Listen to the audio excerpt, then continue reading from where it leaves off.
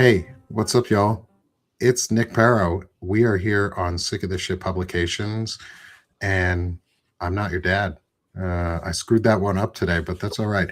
Hey, y'all. Welcome to Sick of This Shit Publications. I'm Nick Paro, not your dad, here with my friend Jack for a reschedule of our intelligent masculinity discussion from earlier today. Jack had a mental health time to center himself, and that is okay. And so we rescheduled to this afternoon. So, hey, what's up, everyone? You're not losing your mind, Neuro. We are here at a weird time and not a normal show time. So, sorry, everybody. Unexpected afternoon show, not your normal time. But smash the heart as you come on in, say hi. We're going to have an intelligent masculinity discussion here. Jack, do you mind introducing yourself a little bit for everyone? Hey, all. Thanks so much for having me, Nick. And thank you for the reschedule. I needed that time this morning. Um, so I'm Jack. I'm a millennial. I'm a Woo. trained nurse. Yeah, woo for millennials. We get a bad rep, We get shit on um, all the time. for sure. I am originally from New Jersey by way of Portugal. I'm no longer in the States because the U.S. was no longer safe for me. Um, yeah, I'm really looking forward to talking to Nick and maybe showing the world what some trans masculinity looks like. Thank you. Thank you for coming on. Thank you for being here for this discussion with me. We've had some really incredible masculinity discussions from a 19-year-old, Shared Swaney, who's co director of Centered America and has done some incredible stuff, which set up Centered America, which is a 501c4 organization, to some of our older end on I won't out any of our older gentlemen, but two on some of our older end where we've had some really incredible discussions as masculinity has matured. We've had very few millennials though. Yet most have been outside of our age range. Hey, I'm a millennial too. I sit right in the middle of the millennial, towards the end. I'm a 90s baby, so I'm 36. And Jack, how old are you exactly? Do you So mind sharing? I'm an 89 baby, but still Ooh, 36. I'm still on the very young side of 89. ooh. I Okay, feel so like we once I probably hit were. 37, it's gonna be like, oh, yeah. My husband just said yes, so he's very much older than I am. So Oh, no, he's okay. not very much older. He's only a few years though. He's only like 37 and a half or something, Yeah, like sure. 37 so and a much half we'll give older. him today. He's Yeah, we'll happy with give. that Well, one. oh, okay. You're welcome. You're welcome. I'm here for you. So this is going to be so much fun. We would have gone to high school together. We would have actually been probably in the same grade throughout school. Yeah, oh So this is 07, right? cool. Class of oh 07? Oh 08. I was oh 08. My parents kept me into the. I was not ready to go to kindergarten. If I wanted to start for the oh 07 class, I would have been that kid that would have disrupted everything and destroyed the teacher's life. And I'm glad my parents were smart enough to hold me back. Yeah, my parents were like, let's get this one out of the house and sent me early. I'm September 20th, so they're like, no, get out of here. Like, you're just right at the cusp. So, Hmm. Oh, so yeah. you were always so young for your grade. hmm Um, Yeah, Interesting. I was always the little one, like both in size and age Yeah. growing up, for sure, yeah. So uh, just before we even get into the discussion for the questions for intelligent masculinity itself, is how did that impact you? Like, how did that, like, being young, being short, being just in size and age smaller than others, how did that impact you growing up, and what did it do to help like shape the direction that you took? So, I definitely got bullied relentlessly. Like it was a terrible, like I had a terrible, terrible childhood. Um, I had one friend in school who I'm still friends with to this day, Sarah De Silva. Shout out to Sarah. She practiced doing really good fades while she was in Cosmo School. So that was always fun getting free haircuts. But yeah, it was bad. Kids are cruel, and more specifically, I think millennial kids are especially cruel because a lot of kids in my class had parents that were so checked out that they like did not get disciplined for being a bully. So it just like evolved into this like, I was the target. I Yeah. was the slim picking easy target. And not only being small but also like being in the wrong body. Like being a trans kid without the knowledge or the vocabulary for what I was feeling and just knowing that the shell that I was living in was wrong and it was getting picked on by others already, even at 6 years old. And like I Hmm. was picking on my body and others were picking on my body and like the adults weren't stopping it. So Yeah. like I think us millennials had really shitty adults. I'm just gonna put it out there. We're like, That's fair. That's yeah, fair. I think some of us had good adults, and but we also all interacted with some pretty bad ones. yeah. So I definitely agree. So how early in life did you realize that you were in the wrong body when you were a kid? When my brother was born. So my brother and I are 5.5 years apart. Okay. So Oh, I was so 5.5. really young. So like Yeah. kindergarten age. Yep. Yeah. Wow. Okay. I So I go would ahead. help. I would like help my grandmother or my parents like change my brother. Okay. Um, and I would ask my at that like I would ask my mom and be like, "Oh, how come like he's got that and I don't?" And my mom would be like, "Oh, because he's a boy." And I'd be like, "Yeah, but when's mine gonna grow?" Oh, okay. So that makes You get it? sense. Like Like you, yeah, because you yeah, anatomically asking too. yeah, Uh, yeah. I was curious. I was like, "How come my body yeah, doesn't look like my brother's body?" And my mom was like, "Oh, because he's a boy, or he was assigned male at birth, right? He was." yeah. And I'd be like, "Oh, okay. When's mine gonna grow in?" Because I was like, "I'm older than him. I should have mine already." And like, it was So, that innocent. so you were sort. It was almost along the lines of you just thought that was what you should have had anyway, without Yeah, I didn't ever. know any different. Like, I didn't know that I was in. I didn't know that what I was feeling was missing parts. And like, I'm not saying every trans person has this feeling. This is just my unique experience. Yeah. Yeah. No, But he that's was definitely like, "Oh, I'm missing something." And then when puberty hit, I was like, "I'm not supposed to have these things. This is horrible. yeah. Where's Oh, the I bet. knife?" Yeah. So did Yeah. were and I know this is only if you're comfortable sharing. I don't want to go into Hmm. parts of your life that you're uncomfortable sharing about. And please stop. I'll let you Don't know hesitate I'll to, let you yeah, know if I'm don't not hesitate. comfortable. It's okay. Okay. Ask Okay. freely. And we'll absolutely shift areas Yeah. when we need to and where we need to Yeah. um is were you able to receive, and this will probably go into some of our questions later too as it influenced your life, is did you have parents who were supportive during Mm, this, or and family that was supportive, or were you on your own in a lot of ways? no, I was completely on my own. In fact, like my father was very, very, very homophobic and transphobic. My mom, I mean, my family's Catholic, but my dad is a narcissist. And my mom, bless her heart, she like is like when you think of like Mother Teresa type of Catholic, like that's my mom, right? No Hmm. judgment for others. So like my mom has been always been supportive, but in a way that was like, what you're doing is going to make your life difficult, right?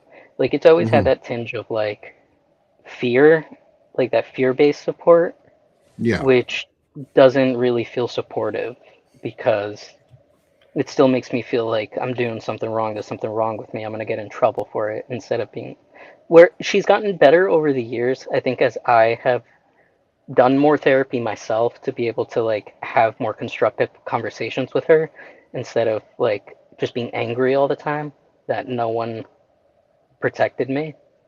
Hmm. Um, And like I've been able to have that conversation with her and let her know that like I'm mad, like I'm upset you didn't protect me. And like for a long time, like I'd, given her the benefit, like she also was getting abused, and like, I always like forgave her without actually letting her know that she did Yeah. something that needed forgiveness.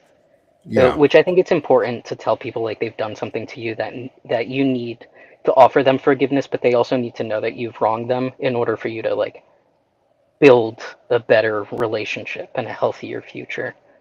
Yeah. Um, I My totally agree. grandparents always gave me a safe space. My mom's parents always, Oh, always okay. just let me be me. So like that was my safe haven was my Grandma Luge, Grandpa Tony for sure. That's awesome. I'm glad Yeah. you had people that were safe space for you, were a place you could go and be yourself and be who you are.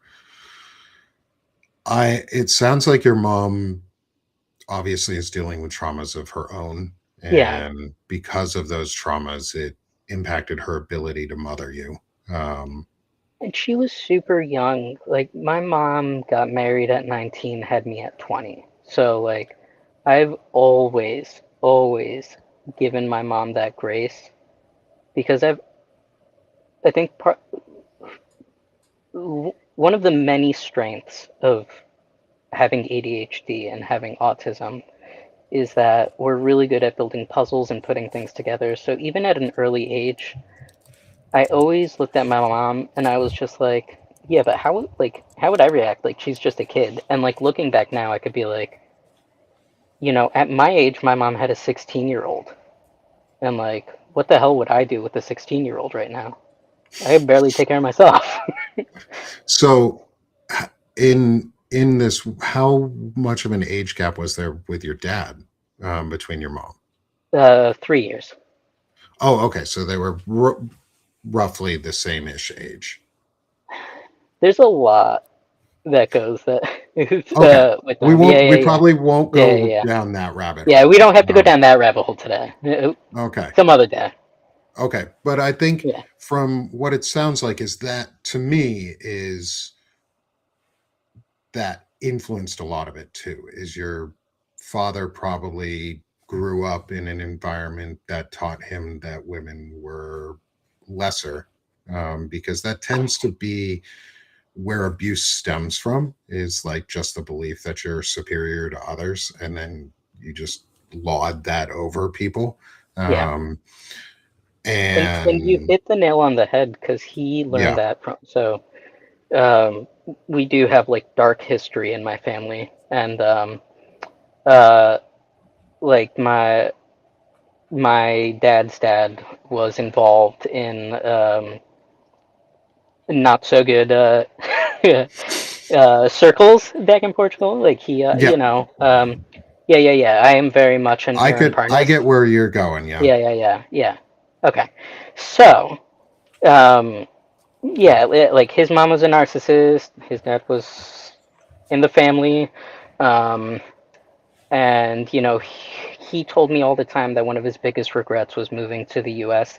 and not staying in the family back in Portugal. So like that's it, like he wanted to be, Oh, okay. like he like I can't stand to watch He Who Shall Not Be Named, who is going through his own like what was me. But like that kind of behavior that like I did something wrong that everyone else needs to shut the fuck up about it, and like now you're wrong because I'm wrong, like that was my dad. So like I see through it so quickly. And um to bring that full circle, I know eventually, like this is going to be like one of your questions. So, do you want me to let you ask it, and then we can go into my dad? Oh, sure. I Yeah, was yeah, actually going to ask if you wanted to do this, and then maybe use the first question as a way to talk about a positive male yeah, masculine yeah. So influence in your let's do life that. too. So we'll do So both. let's So do go that. into the story of your dad, because I think Yeah, this is going to be really important too. yeah. So like my dad, um, if you like amalgamate, uh, like Michael Cohen, Donald Trump, like just white supremacy in general, like amalgamate all that, like that's my dad. My dad knowing that I was queer, right? Like Hmm. it would see some like positive queer representation on TV and point to it and be like, "Oh, look at all those F slurs, they're gonna burn in hell," right? Oh, To me jeez. in the room, right? Um, as I'm like trying to grapple with who I am, my being, why my body doesn't match my mind. Hmm. Um, I'm a 12-year-old kid with newfound access to the internet. So, of course, I'm going to look up what different bodies look like because we had the Miracle of Life lesson in school, and I went to Catholic school, and all the assigned female at birth kids went into one room, and all the assigned male at birth kids went into another room. And we only learned about our specific body parts, but I was like, I already know what these body parts look like, and they don't feel right. So I want to know what the other ones look like at my age, right? And like the internet is horrible, especially like back. What was that like? '03, I think. Oh, Oh two, yeah. oh The three. early 2000s did not have guardrails on the internet. No, they don't. And like my welcome to the world of like this is what your body would have looked like had you been born in the right one was swearing is okay on this show, right? Just Oh, absolutely. yeah, Yes. great. Uh, was my entry into the world of like this is what your body would have looked like in purity was hard dicks are good to find.com or hard men are good to find.com or like something stupid like that. Like all I put in was like, like naked boy or like something, like I'm so innocent, but Yeah. like that's what came up. Um, and then my dad actually later that night because like I don't know about clearing a fucking internet history, Oh, yeah. browser You didn't history. know I'm how to 12. clear your browser history and Like what stuff the hell? like I was that. so innocent. Like I was like, I just want to go back to watching Degrassi. Like this was too much. There was like neon lights everywhere and like snakes came out. Like so. But then later that night, there was a lot of yelling. Um, there was, and then at first it was like yelling towards my mom because dad thought mom was looking at that, right? So that's cheating. Mom was like, that Yeah. wasn't me. So then I was called in. And as soon as I saw it was on the computer screen, the blood must have rushed to my face. So um, I got beat very badly. And then I wasn't spoken to for 8 months. I wasn't acknowledged at all. Like I could be in the Like same room, while in and the there was like a house. ghost. While in the house, no one was allowed to speak to me. My father didn't speak to me. My grandmother lived with us. She didn't speak with me. My grandmother was also my abuser, so that was like that's a lot. Mom wasn't allowed to. Brother, no one was allowed to speak with me or like acknowledge that I existed. And that went on for 8 months. It only stopped after I wrote like a two-page letter. How old were you at the time? 12. Yeah. Um, I like wrote a two-page letter to my parents apologizing, saying how like the devil made me do it, and like I know I'm gonna burn in hell. I prayed the rosary every night for years and years on end because I truly thought that I was like doomed to eternal hell. And it was like I was broken to the point where I wrote this letter both in English for my mother and I translated it into Portuguese for my father to read in his native tongue.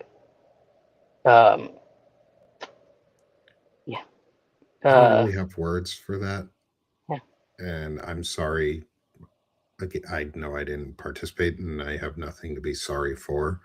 I am sorry for the young you and Me for all the too. trauma that you had to go through because of this bullshit.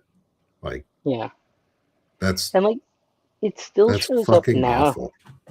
It is awful, and it still shows up now because I think that part of that, like having been forced into silence and submission for all that time, in such a like profound time for a child to learn how to communicate and how to have healthy conversations and be able to like hold a thought in their head so they don't cut other people off, right? I didn't have any of that. So now like I get so excited when people want to talk to me that sometimes like I feel myself like blathering and sometimes talking over people, but I'm just like so excited. I feel like a puppy, right? And like sometimes like and I try and tell everyone, I'd be like, be patient with me. Like I get really excited, but feel free to like circle back on things or like cut me off, and I don't get upset because Welcome, you have all the time in the world right now. I appreciate that. Thank you. Yeah, That's the fun part about this is you do have all the time if you want to go long, we go long. Like I I I have no words on what your parents did to you because or your family did to you because it's unacceptable. Like I'm a I was a kid once. So I had parents and they didn't do that to me ever. Like in any way shape or form. Like and I have kids now too and I know other kids and I know other people who have kids. It's like kids are normal. They're all over the damn place. Like I've never once thought that that would be the right way to talk to my children or parent my children or have them express themselves. Like we've told our kids from very very young age was straight, gay, lesbian, anywhere in between, we don't care as long as you're happy and it doesn't hurt you or somebody else. Like we don't care, just be happy. And And that's that's the biggest thing you can do for a kid, especially a kid like trying to figure things out on their own, and yeah, like just you let don't them know know. that they're loved no matter what. Their parents love them. There are no qualifiers. Yeah, like Like thank you just be Kimmy in the good. chat too. Like I there's no qualifier. Like yeah, do I think my kids can be annoying sometimes and do they get on my nerves? Yes. Am I working on making sure that I am a good model of what it looks like to respond even when you're annoyed? Yeah, I have to be so that my son and my daughter understand what it looks like for an adult to talk to a child, for an adult to interact with a child, be it them or somebody else. Like you have to children are innocent and I say that because they are. They've never most things in life they've never experienced and they're experiencing it for the first time. And to sit for 8 fucking months without anyone acknowledging you while you're 12 years old is Yeah. so scarring and disabling. Like your preteen and teen years are so formative in your development process. Like and just being at the start of puberty, like or getting really into like the height of like young puberty for a kid, like your body chemistry is all fucked up anyway, and now you're just being ignored and basically My, being told you're yeah, worthless. 100%. And like that word worthless has been the cornerstone of all of my therapy because that is exactly it. I was broken to the point where I felt worthless, and to this day, I still feel worthless. It's something I struggle with every single day. Um, I Earlier have this depression. morning, I I have kind of chronic like, depression, so I know, so I understand. so you get it, right? And like, even like Nick and I were talking off camera a little earlier about me needing time this morning, and it was really like, I needed the time, but then like, Nick has built such a positive aura around him. Like it's not just, and I think that's like one of the more important things for us as men to do is to build these positive auras so that others feel safe coming to us and being like, "Hey, bro, like I overslept. I'm sorry. I've been having a really hard mental health time." And Nick was like, "Totally fine, dude. We can reschedule, right?" That's the Mhm. healthy like relationship that we need amongst people in general. And I know that like folks who are socialized female and live in female bodies need to have that sense of community all the time for safety, right? Go to the bathroom in pairs, right? There's Yep. safety in numbers, there's community there. Men don't have that same community because we're socialized, and but we're socialized to be strong, independent leaders, right? Hmm. So we don't see how it like I don't know if so many cis men understand how powerful it would be if when they're out with their trans male friends to be like, yo, I gotta use the restroom. Do you need to? Like that they feel safe going to pee, right? And like, just Mhm. think of the experience of a trans man needing to pee right now, right? Like, we need a stall. A lot of us need a stall, right? Whether it's because of the way our anatomy is set up right now, or for safety, because we don't want people looking at our bits, right? Mhm. I'm sure a lot of cis men prefer to go into a stall over a urinal any day of the week, Depends on how packed the urinals are and right? if Like, they've got the I walls mean, on them. I wish I could use a urinal because it would be like, it would be so much quicker. Like, It I is put a off handy peeing. feature. I put off peeing. It's like a reward for me when I finally go because I'm like, oh, okay, fine. I guess I'll like change my outfit. Like, uh, but it would be like so much more comforting for like trans men, especially early in transition, Mhm. to have like a dude like Nick be like, yeah, I gotta piss. You want to come with? Like, do you need to? Just as like we need bodyguards in the beginning until like we feel a little bit more secure in our body, and until like society decides that it's okay for us to take a piss and they don't have to write laws about it. Yeah. Because like we know where we need to go, we know where we want to go take a piss, and like Yeah. I'm And just gonna leave and it at that. Like, and for me that's never been a concern. Like I've never feared going to the bathroom and I knowing fear it all the that time. there's Yeah. such an easy, to be honest, I didn't even think about what you just said was a to be like a thing that could have such easy impact. Do that, dudes. Like, go ask your friends. Like, if I probably do it subconsciously because I know I've done that before just with friends. Um, but at the same time, like I was also in the army and we were trained battle buddies. You always go in Mhm. pairs, no matter what you're doing and where you go. So you always bring a friend with you. And that's like a hugely simple thing that we could do and show that you're a safe person, like a big part Mhm. about all of this. And I really appreciate like the feedback. It brings me joy and it makes me feel really good, to know that the what I'm doing is making an impact, and is meaningful and is a space people want to come to. And I I can see that with the community that we've been building here, and it's so amazing. And I thank all of you who are in the chat, and those of you who've had to leave. Sorry you had to leave. I know Kimmy, thanks for being here with us. You're awesome.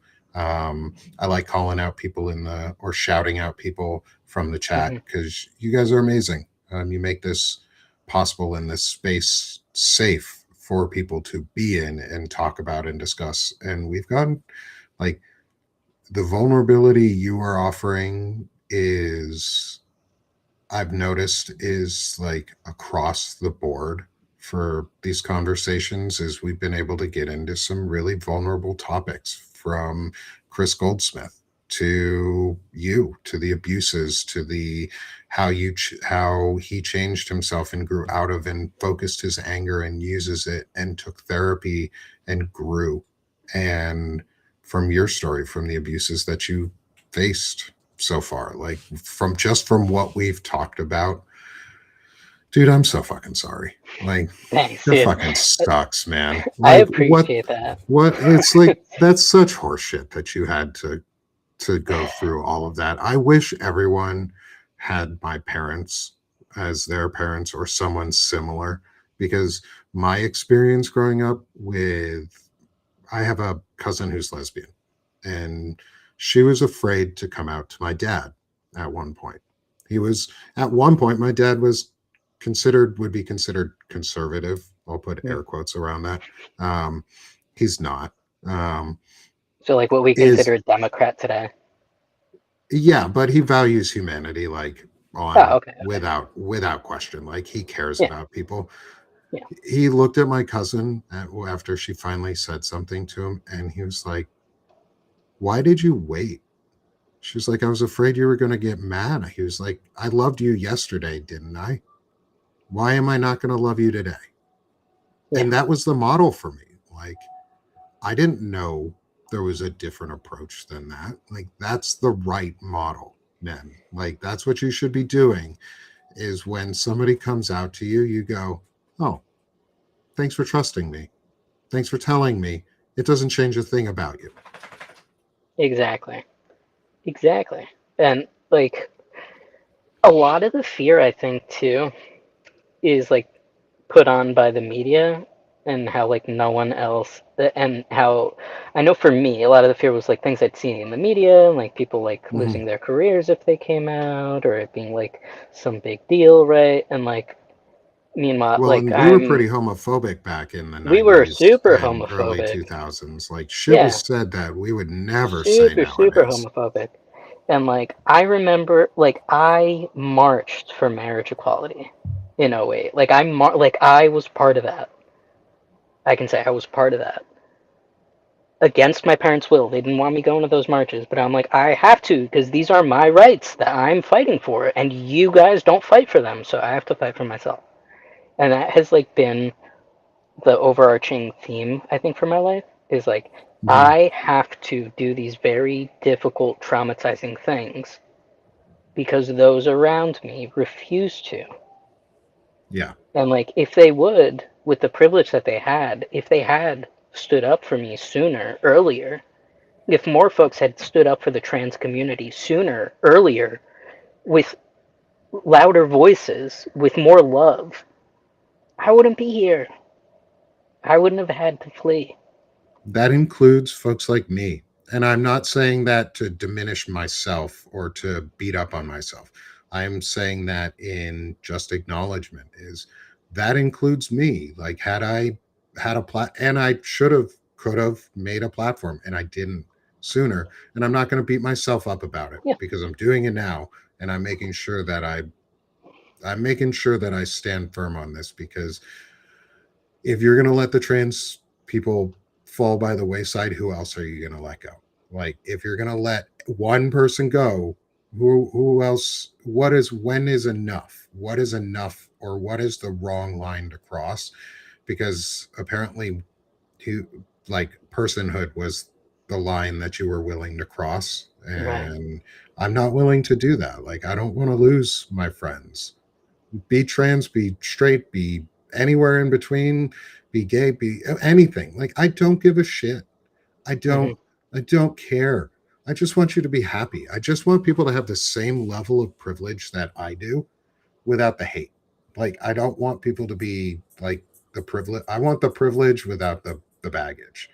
And that's sort Right. of why we're doing these conversation sets. Like that is the heart of intelligent masculinity is, and it also fits really well with the article that I had just put out right soon before this, where I talk about going on offense for intelligent masculinity and what that looks like.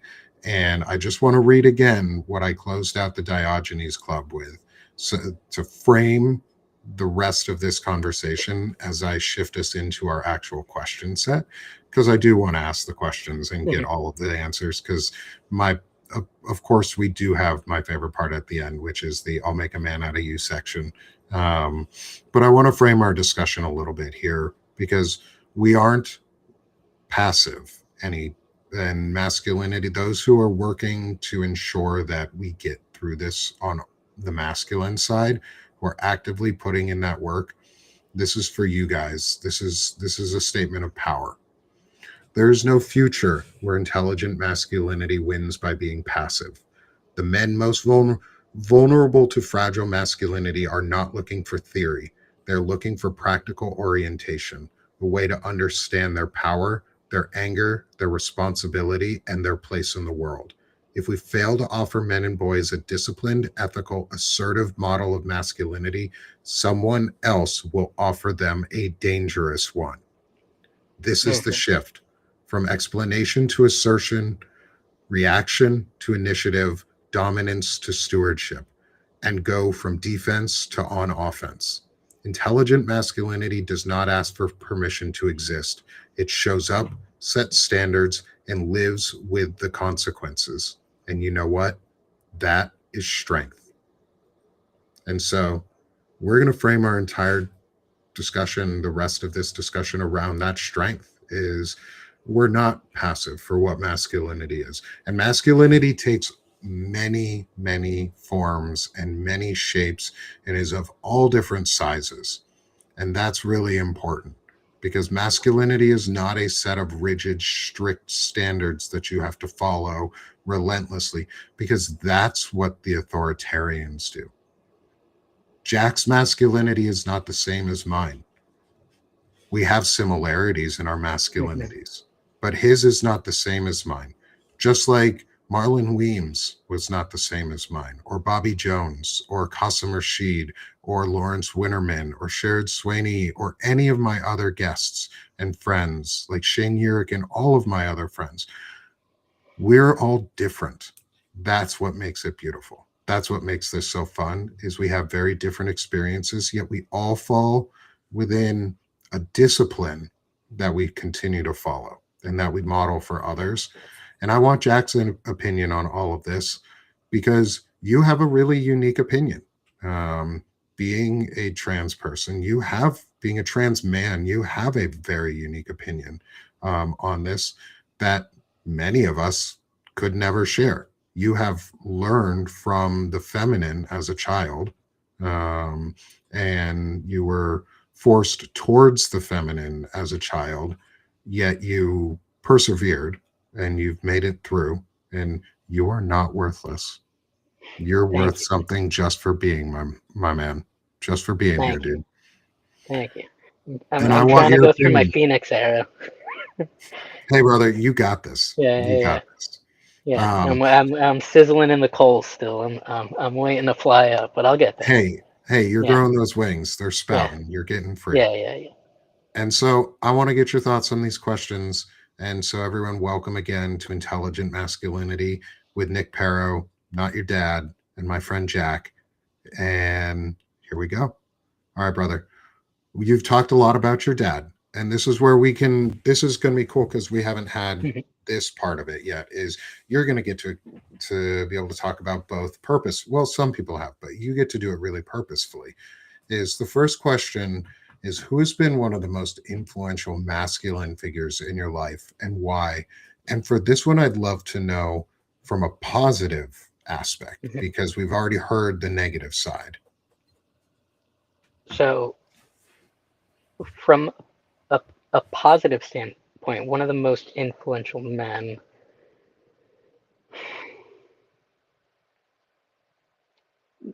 honestly, would probably be Mr. Rogers and Bob Ross. If I'm going to be completely honest, Mr. Rogers and Bob Ross for sure. Um, because I didn't have any other healthy models as a child. So, like, I know that when I was So you grew talking up to on my PBS, therapist, like, a lot of like yeah, PBS shows. yeah, I grew up on we had a pirate box. Oh, okay. Yeah, for sure, for sure. We were one of the, yeah.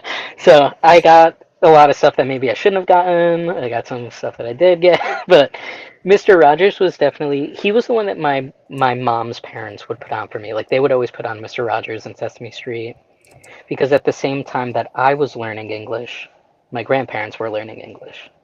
Oh, so and Yeah, children's shows really help to yeah, teach a language. Yeah. for sure. So it was a lot of like Mr. Rogers. A lot. Barney taught me English.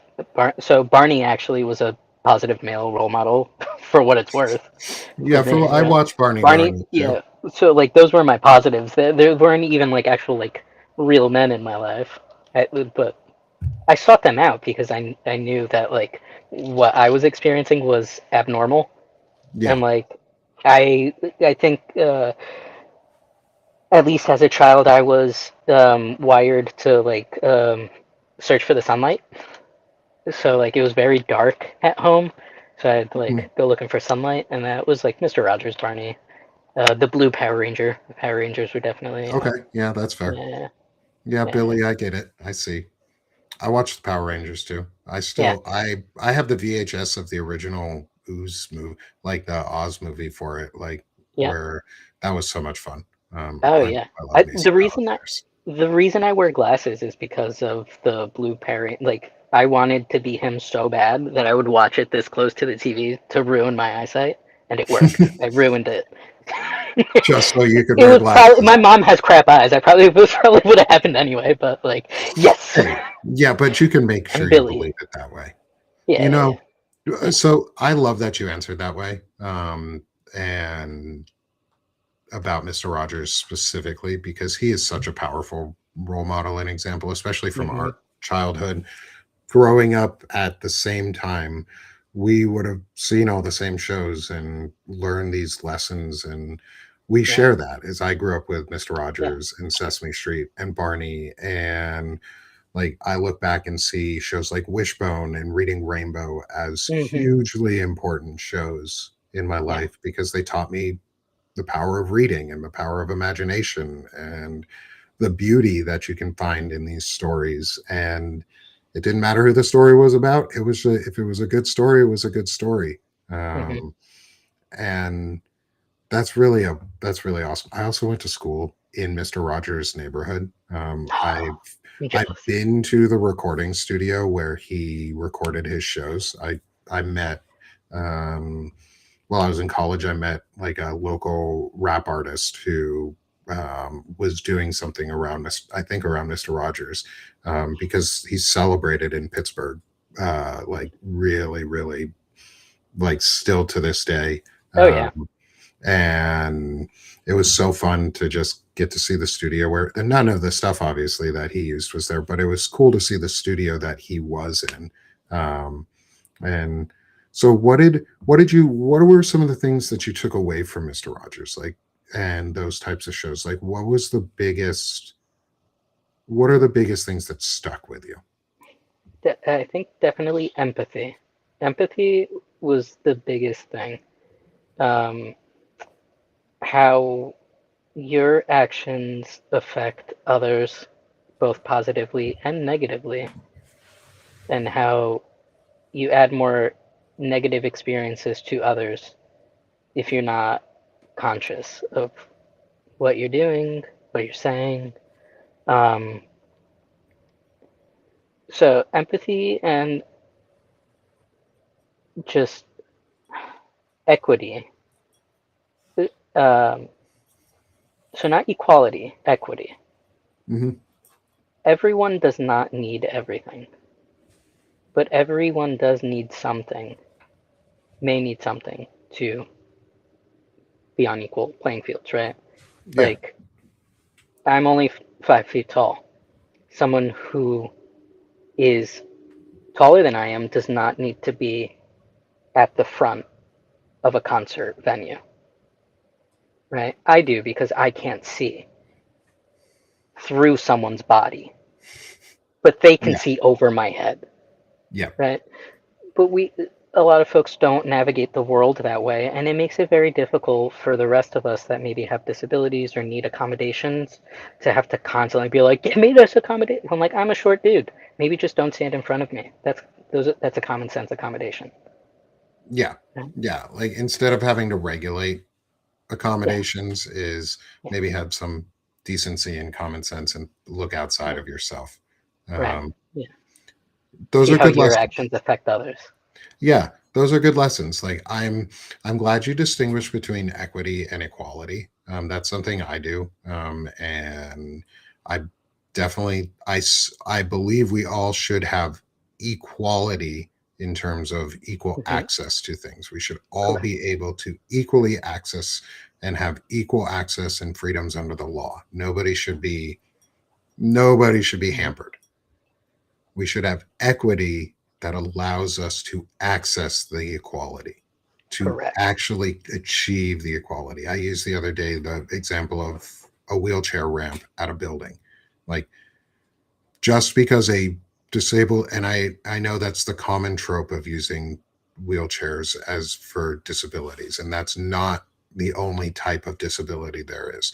It's a very visible one though in terms of what we see around us for equity and equitable solutions is wheelchair ramps exist, which also allow able-bodied people when they're hurt too to have Hmm. equitable access to get into the same building that they were supposed to be in without the injury. And that's what equity offers. And I'll add to that, Nick, too, because I do want the community at large to understand that when a marginalized group fights for equity so that they can reach that equality, it does not only benefit the marginalized group. Most of the time, we're not only thinking about ourselves, right? Folks who need a ramp are because they're on something with wheels or they have mobility issues, right? Who else usually has something with like someone something on wheels or some mobility issues? I don't know, maybe parents with kids and strollers, Mm-hmm. right? So now, because this disabled community took it upon themselves to fight for this, right? Now this extends to anyone who needs to be like pushing things through, right? Or pushing the stroller. I have a crap back. There's so many days where I cannot lift my leg to make Mm-hmm. a step. And then on the flip side too, I do want the community to kind of like destigmatize seeing people that look like they're able-bodied using ramps and being like, "Oh, you better be careful or else you're gonna wind up disabled yourself." Like I've heard that from people, and I'd be like, I have had 10 plus years of lifting 400-pound patients with my back on my back. It is Mm-hmm. messed up. Not only that, but I carry the trauma of everything that's happened in my life in my body because they are not Yeah. separate things, right? My mind lives in Mm-hmm. my body. Um, So yeah, I get to use a ramp now and make things easy. So everyone, please go out, use your ramps. Be happy that they're there. Be happy little cutouts on the curbs are there so that your kids aren't tripping when you cross the street, Yeah. and so Yeah. that folks have an easier time moving through the world. Mm-hmm. And that's a really important point, is it's not looking just at themselves or ourselves. It's we are people who have a disability and not disabilities who have a person. And because we look at it as, my mom said that the other day on one of my show, on my chronically illing out show, and that distinction is really important because that is the charge towards equity. Is I'm not a disability, but I know that this disables me in this way, and Mm-hmm. because it disables me, it may other disable others, and at large, it can improve your life when you have access to things and more equitable solutions. Because at some point, you may also need it too. You may Yep. need that equity, and you don't even know. You don't even think about it because all you can think is, I'm healthy right now, Huh. or I am this way right now. Well, you're not going to be tomorrow or the We're year all gonna after. get old. Yeah, Hopefully, hopefully we all make hopefully. it to old age. Hopefully, I'd love to make it to old Yeah. age. I want to be wheeling around with Yeah. my walker and just yelling at kids, get off my lawn, and I mean, whatever could you nonsense. imagine the parties in the senior centers with like the Backstreet Boys and NSYNC and Britney Oh my Spears and Madonna God. and Cher and like all that, like It's those going fun to be like 90 great. remixes? And It's gonna like be Chubba lit. Wubba We all and remember the clubs. Flagpole Sitta, and like it's going to be a rave, but We like, remember club in our in our late teens and early 20s. Like it's gonna be a fun time. We just yeah, got to we're get there. good. It's going to be craft beers and Yeah, rave with yeah, like avocado toast on the side, apparently, because we all eat avocado toast. yeah. It is really good if you put I do eat avocados. everything bagel seasoning on Yep. the top. My wife showed me that, and I was like, fan My fucking husband tastic. showed me that trick Just a too. little bit of salt, a little bit of saltiness in there, and that crunch, delicious. We are so off topic. Yeah. We could get so lost in all of this. All right, next question for you before we get too far off topic. Who has been the most influential feminine figure in your life, and why? So that would be my grandma Luge. Uh, it's a twofer. So my grandma Luge and her sister, my great aunt Rosa, God rest her soul. Um, the two of them showed me what it was like to be fiercely feminine, and I still channel that to this day for sure. Is like that. Like I think every man needs to also be fiercely feminine, especially in this moment right now. Um, like don't take any shit. You know what's right. Stick to your guns, right? seek justice for all, clothe clothe the cold, feed the hungry, give water to the thirsty, right? You're no better than anyone else. We're all people. Like those lessons were all from my grandma and uh, my Aunt Rosa. And they also told me how to be mischievous and be whimsical and how to like play pranks that don't hurt people but are just silly, right? Hmm. Where like I learned how to like prank, but like the pranks my dad would play always like hurt people's feelings. And I didn't want to be like that. So like I learned how to like be silly and like hide a little toy snake in the plant soil, right? And like wait for someone to go water it and like little harmless things like that instead of like, Yeah, yeah. So that that's was it. That I think that hide a fake snake was a lesson from my great grandma, which was their mother. nice. Yeah, Nice. Hey, you gotta hide a fake snake here and there. So, you got me. putting like a fake rat on like top of a bag of chicken or something Oh, because yeah. it sort of blends in and then it jumps out at you when you pull the chicken out. Those are fun. My brother and I loved the like fake poops that like Spencer I sells, would like the so fake pile of poo.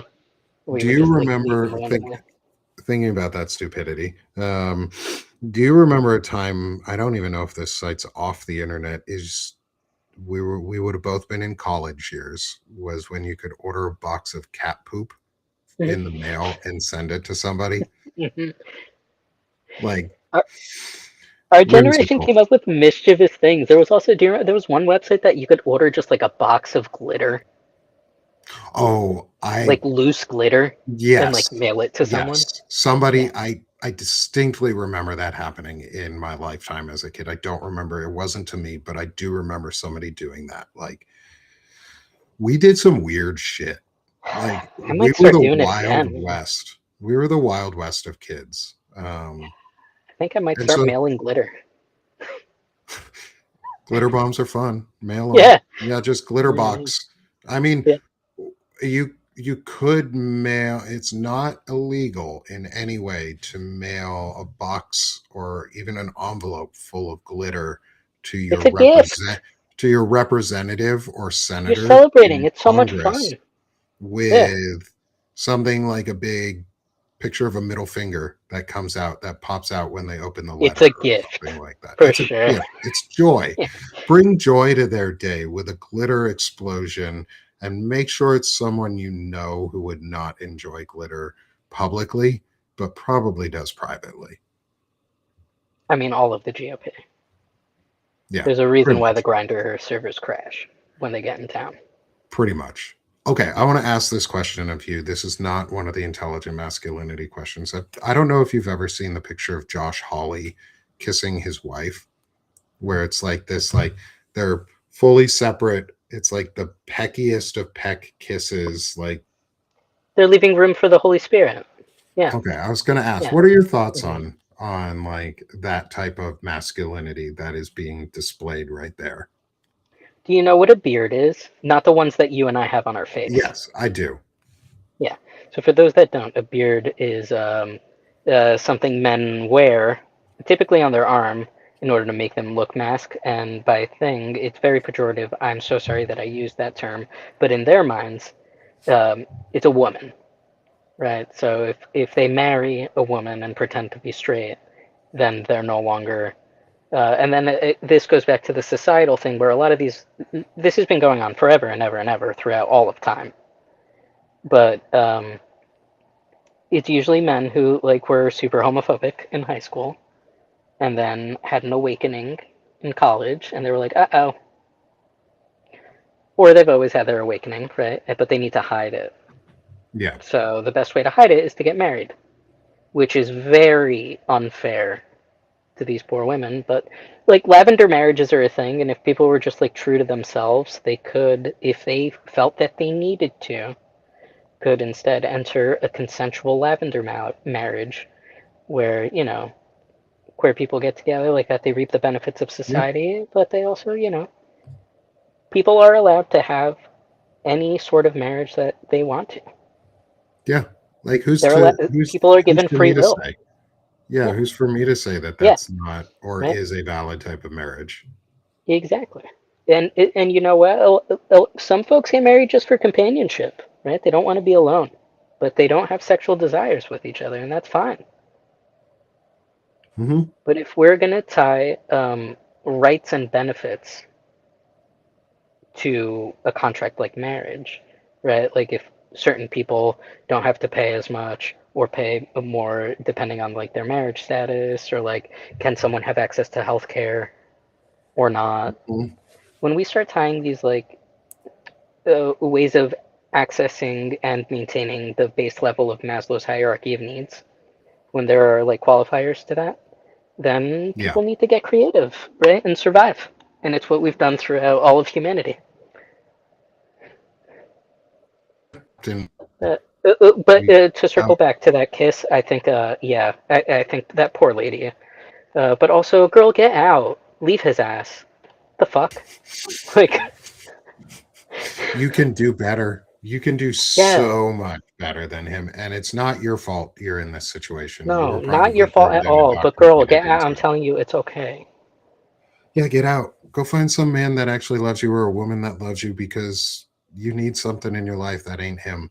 Like, don't Yeah, turn into what has happened to Usha Vance, where she just looks miserable. Like she looks abused. Her yeah. the masculinity in her life is the most abusive type of masculinity there is, Well, through JD Vance. that was yeah, that was my dad. So like, and like, I feel for Usha. Like Usha's in a spot that like my mom was in, but also like, I want to let Usha know the same way that I wish like I couldn't have because I was her child. I couldn't tell my mom, but I Mhm. want to let Usha know she can leave. He's not the end of the world. There is more to the world than Yeah, this small little segment yeah, that she's living through. And if she loves herself and she loves her kids, get the fuck out. yeah. And I Exactly. wish someone would have told my mom that instead of telling my mom that it's better for kids to have two parents, because it's not better for kids to have two parents. It's It's better for kids not not to be sometimes. abused. Yeah. And sometimes when you leave each other, if you're not in quite as an abusive situation, say as Jack's family was when you were a kid, is sometimes you find friendship in the other person outside of a physical relationship, and that's healthier for your kids too. Like Yeah. being a whole ass person is more important to your kids than faking a marriage because that shows them what a broken marriage looks like, and that's Hmm. a really bad example. You don't want that. Like, uh, I'm again, I'm so glad I did not have to go through any of these experiences you did. Like, fuck.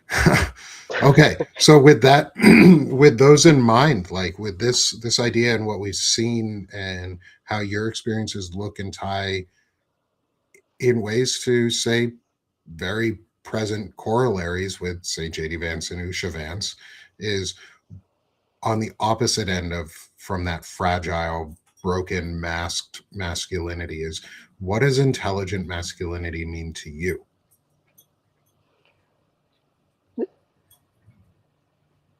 To me, intelligent masculinity is defending humanity at all costs, defending my own humanity, defending the humanity of others, just as a blanket statement. That to me is masculinity, right? Mm-hmm.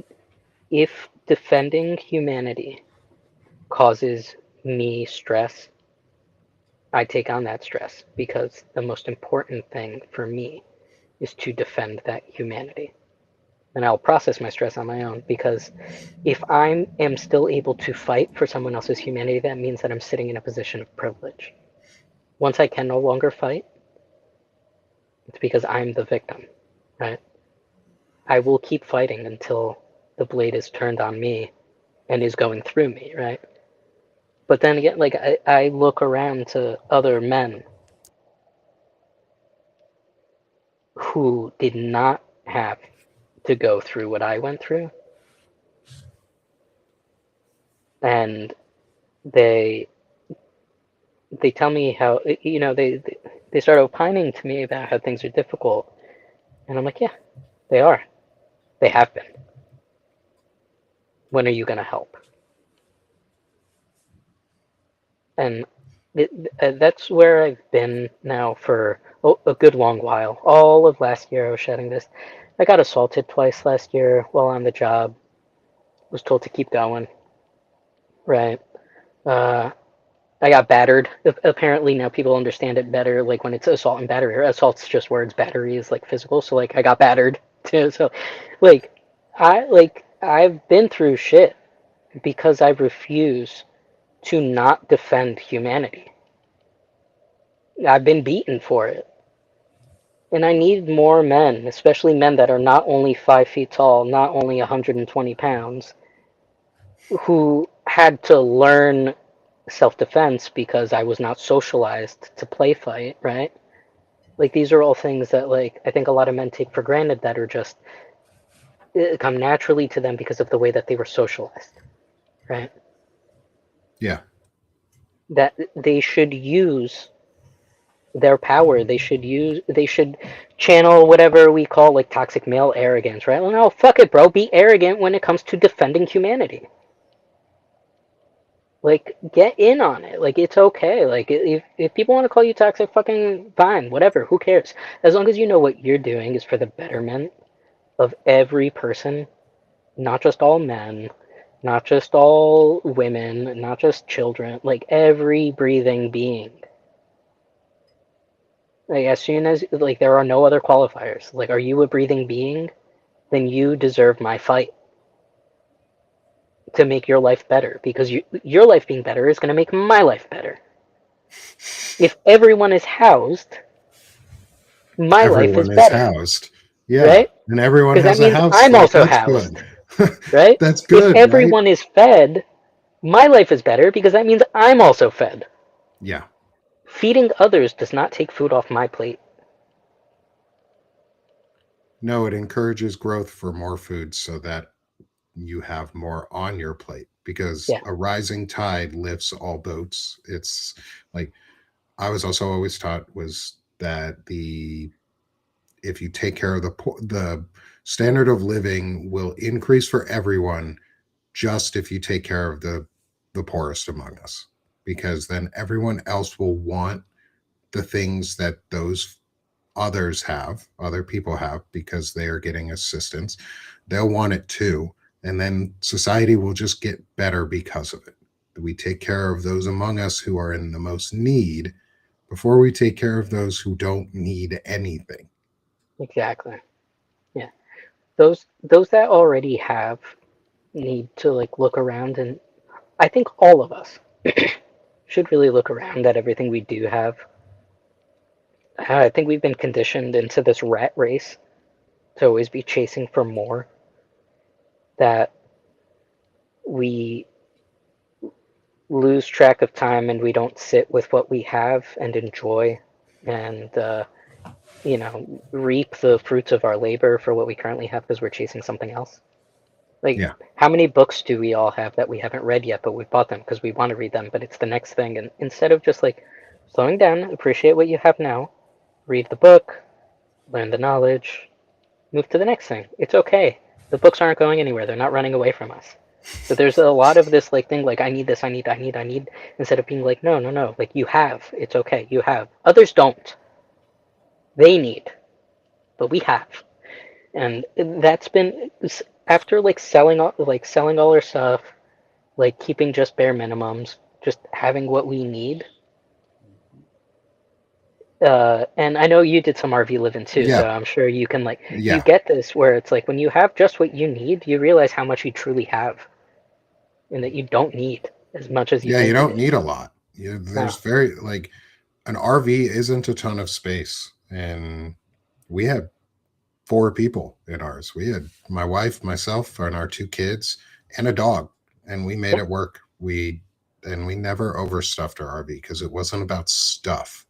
It was presence over Mm-hmm. presence, Mm-hmm. and we got to experience things with each other. And I'm glad that your definition of masculinity fits square in with the thesis I have around it, which is that we don't outsource accountability, and we live with the consequences of our actions and values, and we're willing to live with those, whether they be good or bad or neutral consequences.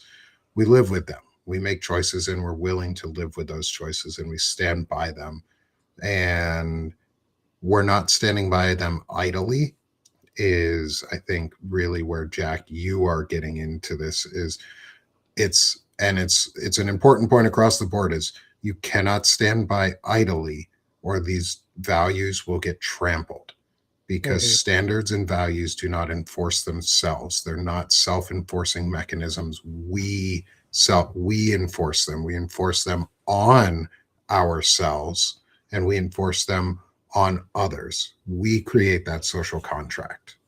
And I'd like to see too. It we also have to like for us to try and shift from a mindset of not only enforcing these Hmm. uh, but we have to uphold them. And I think sometimes it's easier for folks to and Nick, you do a great job of upholding these values. It's easier for folks to not feel like they're getting yelled at for being like bad men, like bad man, you're toxic, right? Like if we're just like be nice, like treat women with respect, like such terrible things we're asking for.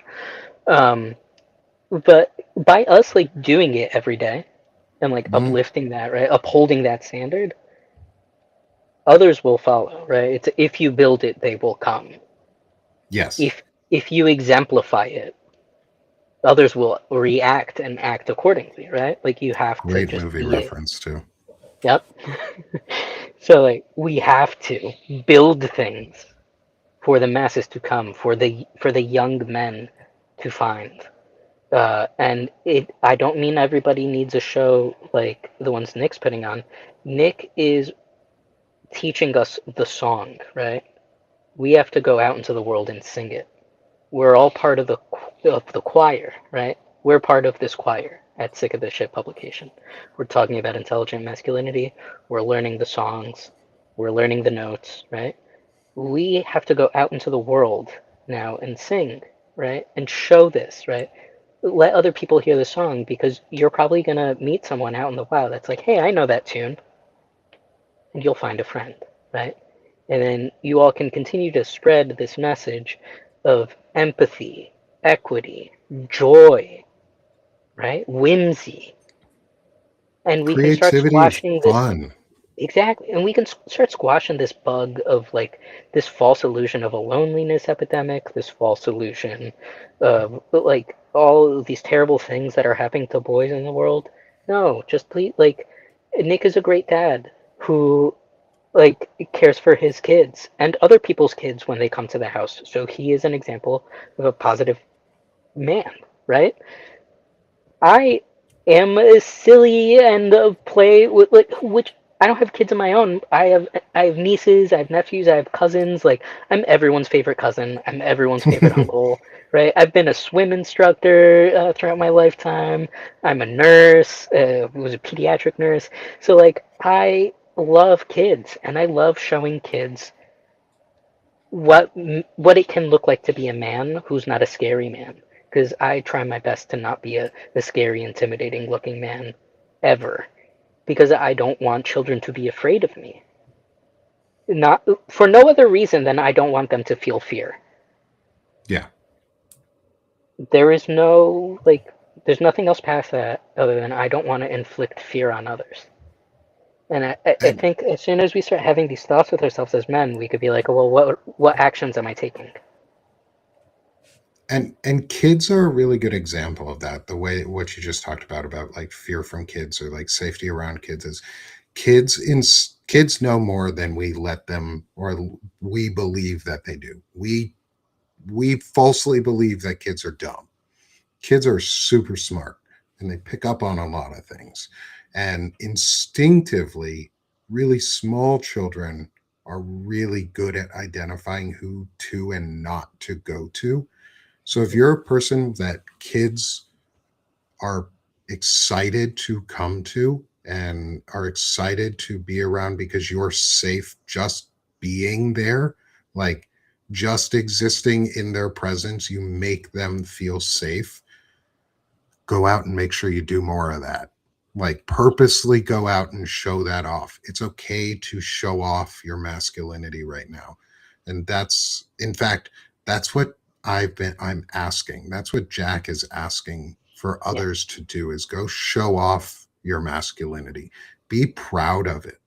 You're Yeah. not you're not a bad person for going out and exemplifying masculinity. In fact, you're the thing that we need right now because I want more friends who are like me. And I'm not trying to brag on that. I'm just saying I want more friends where kids can come into the house and they feel welcome and safe. Like, And dude, that's been like the biggest thing, and that's what I wanted. And like so much, it's so hard for millennial men to find each other because we were like bullied into being called, either the F slur or whatever for like being sensitive and having empathy mm-hmm, while we were in high school, right? Like it was not yeah, cool to be us in high school because we cared too much. Although, like, not for nothing, but like I had girls that were friends. Again, I didn't have girlfriends. I wasn't dating in high school, but I had so many girls that were friends in high school mm-hmm, because I was a safe person, and continue to have like most of my really close friendships have been with female presenting folk because it's been hard for us to find each other. And I'm happy you started your show, Nick, because we've all married into uh, or like are part of usually like a matriarchal community mm-hmm, because that's where we felt safe and comfortable as well because other men around us bullied us for loving women too hard, right? yeah, For like actually loving them like human. Um, yeah. yeah, Treating them like they were just a person. right. So they like through and like we've been siloed into specific communities. So like I was siloed into the LGBTQIA plus community, right? You were siloed into the military industrial complex community, right? Like all the like vets, family of vets, like that's a silo. That's a Mm-hmm, big it is. community. Yeah. There are others that are siloed into like the BIPOC community. Um, I was then but then siloed into the tech community too. Like, siloed into, yep, I was siloed into the healthcare community, right? So we're all siloed into these different things, but and then we lose the opportunity to talk to each other and truly see the like intersectionality of mhm, all of these silos. Like all of these silos just come down to like shame and grief. Like we were like shamed into like made to feel ashamed of who we are because of a minority status, and we're collectively grieving together because of that. Um, and that's such a sad way to live. And I'm so happy to be part of like building communities where instead it is no silo. It is an open invitation for people to come and experience joy. yeah, And I think like yeah. that's a big shift. It's a manosphere that doesn't suck, but it's also purpose. Like on the show wise, it's a manosphere that doesn't suck. In practice and like real life, it's friendships. It's Yeah, like it's being able to talk to your guy friends, being as Shared Sweeney said, having a group of male friends that you can cry around is super important yeah, because those men understand that emotions are okay and that they're safe to express those emotions around. And most of those men probably had a lot of female friends growing up or female presenting friends growing up. yeah. Pretty much all of my friends through high school on the like majority wise were female. Like I college same, like I hung out with Yeah. female presenting folks more often because I just guess I was safe to be around. I was And you, toxic at times, and but I was also shut down and told no, and I respected it, and I think that made a big difference compared to some other folks. so I have a question. It Hmm. just popped in. So Yeah. our generation, and I can only speak for the millennial generation, but I know that a lot of the stuff that we did in school, we were separated like boys on one side, girls on the other. Do you and Some I can see that in like elementary school. yeah, and do you think I can see how that would lend itself to be able to completely cripple the boys from like learning empathy Yes. Yes. in those early stages? Because like the girls were always socialized for it, right? Because like that's Mhm. just the way society was for us during that time period, as girls were reared to be the homemaker and like the comforter, right? And the boys are the warrior. I don't know why we're still living in this way when we're all human, but nevertheless, Apparently, um, we're still hunter gatherers, which, by the apparently, way, most of the apparently. hunters were female, the gatherers were men. That's why like I'm so confused because they don't know history. Like I don't understand where they're trying to go with this because the lionesses hunt and the men sit around like lazy fucks on the rocks. Like the Yeah. lions just like sit around protecting the land. And the women Hmm. were like, okay, I guess, even though there's I land guess we'll everywhere, go. You're not going to I get any guess we'll food. go do We'll all the do it work for and you. feed you. Fuck you, Yeah, man. yeah, Yeah, yeah, pretty yeah. much. Yeah. So No. like, So, to answer part of your question, mhm, sorry to cut you off there. Is to answer okay, part of your question is yes. I think it was intentional to stunt growth because if I look back on it, if you look at the groups when they did things like that, the policing of behavior wasn't the same. Boys were all Groups of boys were always rowdier and were always allowed to get away with more physical acts with each other. Whereas the female presenting groups, the girls at the time, when we were kids, boys versus girls, was the girls were always set to a much different standard. higher And one yes, often higher. Not when I, because when we were growing up, it was with emotional right. regulation, a higher Yeah. standard. Yeah. In terms of like educational standards, like there wasn't a push in any gendered direction when we were younger in terms of Mhm. like for me anyways. I didn't recognize it or see it because I mean I took home ec in middle school and I still have a sewn guinea pig that I made. His name is Poop.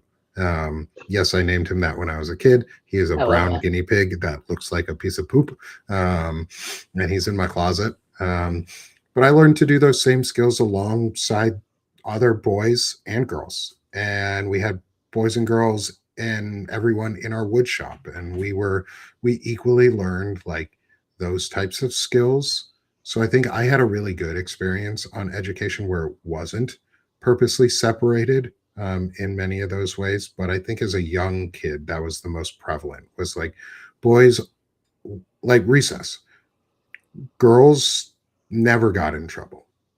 And it wasn't because they weren't misbehaving. They just did it more quietly and less explosively because we were, as boys, allowed to get away with some of the more explosive behaviors until it got out of hand and then you got in trouble. But there was like that was really the biggest difference was like seeing like the looking back on that. So yeah, I think that is very purposeful. It's very Protestant too. Um, Hmm. and it's like purity. It's like a purity It culture is a thing. it is 100% a purity culture thing because then what the girls do, I could tell you what the girls do on the girl side is like there's a Yeah. queen bee. Insight. Zupel said it. Yeah, Zupel said it. There's a queen bee on the girl side who decides like which one in the group is just gonna get. So the boys will like fight each other with their fists, and the girls will fight each other with their words, Hmm. right? And they By the time and girls are fighting, like you're done because they've already been fighting for months yeah, with each other this way. and you Um, know the boys groups are were always interesting when some of us fought with words and didn't yeah, fight with fists. yeah, The others didn't understand how to respond to that.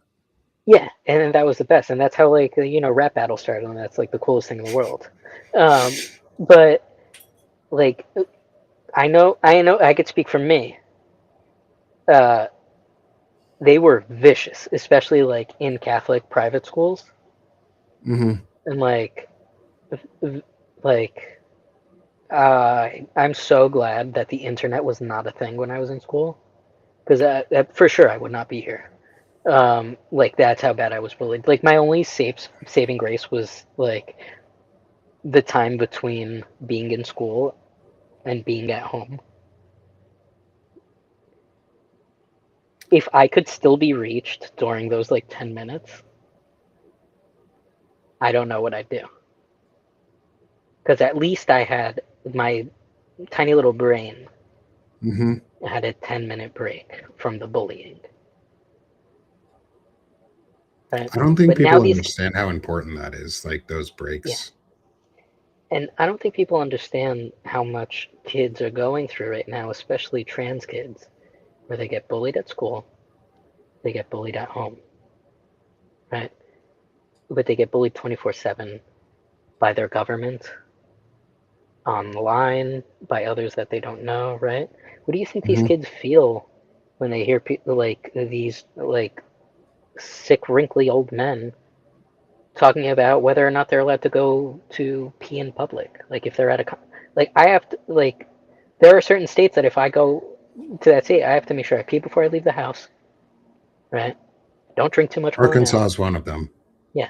I just like and like I don't visit anymore. Like I don't visit anymore. Yeah. And like the company I was working for was gonna hold conferences in Nashville. And I'm like, why are we Oh, going to Tennessee? We know I'm not safe there. I can't go. mm. I'm the co-chair of your Pride Employee Resource Council, and this is what you're doing? Absolutely not. But it's all performative. Yeah. Corporations do not care. Like businesses do not care. Unless it directly affects the child of the CEO or a child of someone in the C-suite, they don't care. Yeah. So we just need to stop working for them and work for each other and bring our skills that we have, right? Like they Yeah. can't repossess all our homes. Talk to folks who live in the Appalachian, right? They'll tell you how they made it through. Hmm. Like we just all have to stop being so scared. I think Yeah. it's okay. We have to, we can't live in fear of what they tell us they're going to do to us. We just There's have more to of live. us. Yeah, Yeah. We just just have live to your live. life.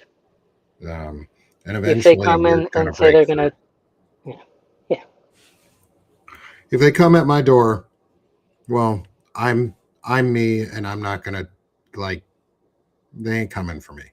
Not yet. no. But they And the are thing is, coming if for you see people I them, know, and yeah, even if I didn't know them, like even if I never knew Jack, I would still be out here talking about all this because yep. And that's the Jack's a energy we person. need. And that's the energy we need. And that's the biggest. And thank you again so much, Nick, for having me on because, and I'm sorry if I cut you off, but No, you're I fine. I want folks to see what trans people look like and realize, and I don't want anyone to ever compliment a trans person by saying, "Oh, I had no idea you don't look trans," because to me, all I'm hearing is like, "Why? Like I don't look human? Like I just don't look like myself? Like what's it matter?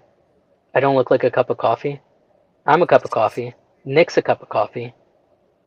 I'm I'm a decaf, whole ass and pot of coffee. yeah, exactly, right? Like we're all just cups of coffee, right? Some of us are decaf, and others aren't, and that's okay. But we're all cups of coffee. Some of us take a little more milk in our coffee. Some like it black, right? It doesn't matter. We're all cups of coffee. I love And that. I need everyone to just please keep standing up for the right to drink coffee. Like, coffee is delicious, right? We have to stand up for every cup of coffee. It doesn't matter if it's yours, if it's not, because if it's not yours today and you're not fighting for it, eventually you're not going to have access to it at all.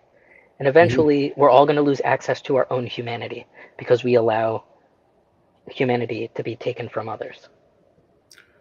So, getting back to our questions, because this Yeah. fits really, really well into it, is you've talked a lot about some of the ways that you do model it, but I want maybe some specific examples. Is how do you intentionally model intelligent masculinity or just masculinity as you describe it in your own life, especially with all of these things that are going on and with the with the threats that you face just for existing? So, um, I feel like I've only recently started modeling masculinity in a positive way because I am um, more vocal about the injustices that I see in the world. Um, if if you could read back that question to me, I felt the pain in my knee and it completely went away. You're totally fine, man. How do you model intelligent masculinity in your own life? Uh, I try and be as transparent and honest um, in my life at all times. Um, that doesn't mean I'm reckless with my words or actions. It just means that I take time to self reflect so that I know the ground that I stand on is solid. And I know that the lines that I draw are firm and I can hold my boundaries. So I do not accept any forms of misogyny. I don't accept any forms of homophobia or transphobia. As soon as I hear it, I tell the person respectfully, I can no longer have a conversation with someone that does not value my humanity, and I leave. And if they want to come back and be like, oh no, I didn't mean it that way, this and that, I'd be like, again, I am not going to have a conversation with someone that does not value my humanity. So if you have any questions you'd like to ask to like clarify these false illusions you have in your head, great. If not, I hope you have a great day and I leave. Um, and I think that is one of the most masculine things you can do is to set a boundary and hold it firm, especially if that boundary is um, civil liberties and civil rights. Like that's my boundary. As soon as you cross that, I'm done. Yeah. Um, so yeah, And we were talking about this before, at least a little bit before the show. I think it was that we were talking about like what it feels like is a lot of these men or these folks who claim to be men and charade as masculinity have never had somebody say no to them or don't currently, like the toxic manosphere men like Andrew Tate and that group. They don't have somebody in their life who ever says no to them and means it. They just get away with whatever they want. And boundaries are so freaking important.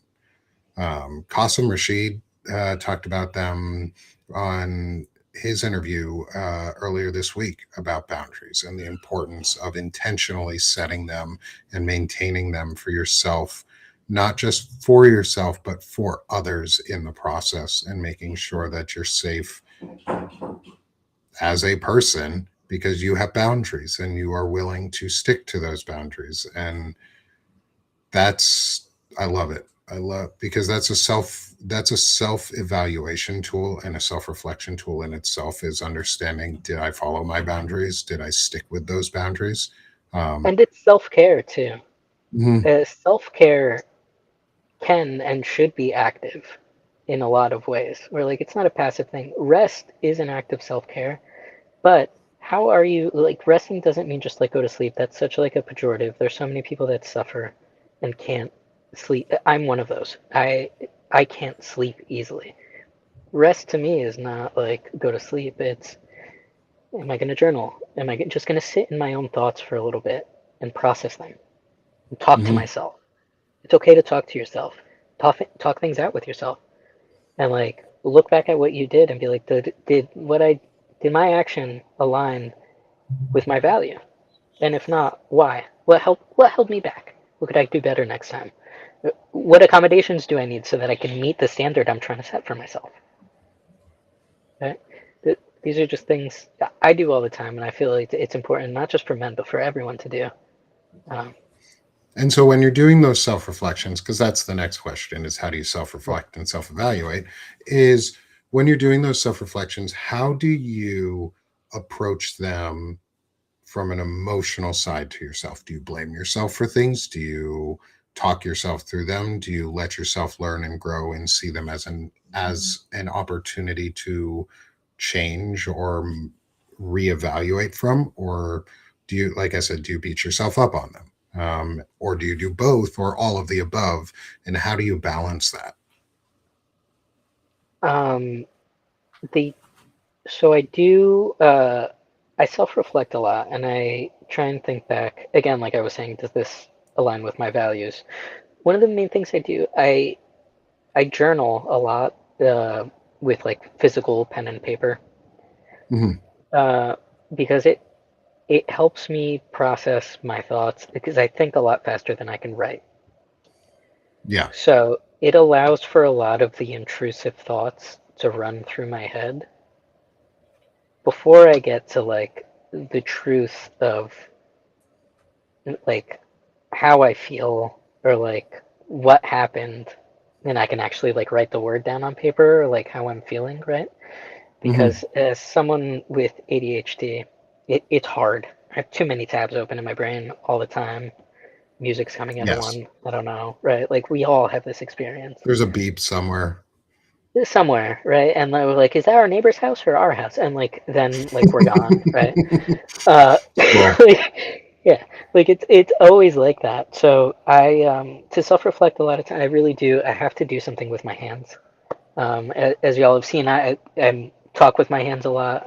I'm Portuguese. We're very much like Italians when it comes to like my husband and I look at each other sometimes and I just like hey like or like when we're scared like this is the little like oh like because something scary happened, right? Like it's a lot of like talking with our hands. Oh, absolutely. Yeah, Um, I'm a very handsy talker. yeah. So so I reflect that way and I bounce things off my husband all the time and be like, and I've gotten a lot more vocal with like letting people know that I'm upset. I haven't been hiding my negative emotions as much lately. That's been a big way for me to be able to reflect because I learned early on that my negative emotions were met with negative consequences, so I hid them. Um, Instead of like my negative emotions being met with like a positive support to work through, right? Yeah. Like, oh, oh, you're crying. I'll give you something to cry about was a line I heard very often. Um, uh, and that was not an empty threat. Yeah.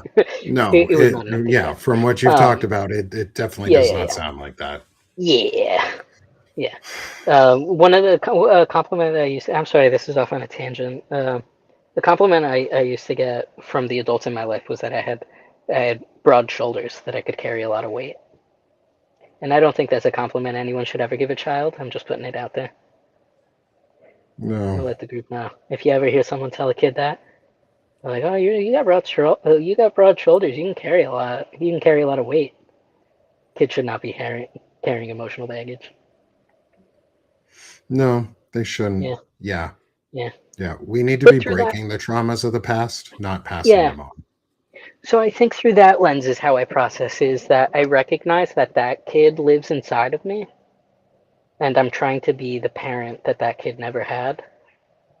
And like, how would I talk to him? How did I wish he was talked to? And that's how That's I reflect a lot. Yeah, both sad and really reassuring. Is that you're taking care of the kid inside you that nobody ever took care of. And I think yeah. And Neuro just that's, said you have a big heart. I heard that a lot too. That is not the mhm, compliment most people think it is. yeah. Yeah, And I think it's really great that you are letting yourself take care of that kid that never got taken care of, because you're letting yourself heal. And I think that is probably the most valuable part of all of it, is being able to heal. Because once you can heal, once you let yourself start healing and you accept that you're worth the effort, which it sounds like you have done, and is, you are very much making that effort for yourself, is you start to see the beauty in yourself again, and you start to accept who you are. Like, it took me years to figure out who I was, and I'm a straight presenting male. Like, I'm pan, I don't give a shit. Parts, not parts. I'm happily married for 11 years. Just about, like, my wife and I are going to be on our 11-year anniversary this year. I'm happily married and I love my wife. And I know that it doesn't matter if she was female or male or anywhere in between. I love her for who she is because she's my best friend. She's my best friend. And She kicks that's the ass. She's my same best friend. feeling I have about my husband. And Yeah. like I'm And also that's who you pan, parts should not have. parts. And like I didn't think I'd end up marrying a cis man. Like my family was in shock when I brought him around. They're like, "You've only ever dated women." And I'd be like, "Okay." Yeah. And today's a new day, bitch. Turn the page. like, Yeah. We opened this new book and yeah, we said, "Oh, don't go there, yeah, yeah, girlfriend." yeah, hmm yeah, yeah, yeah, we all learned how to Z snap in high school. All of us in the millennial yeah. generation know how to do that. Well, yeah, we can all bend and snap. It's fine. We all know some weird shit from being millennials. We also all know how to do like the worm and stuff. Like for Yeah. some reason, breakdancing became a thing.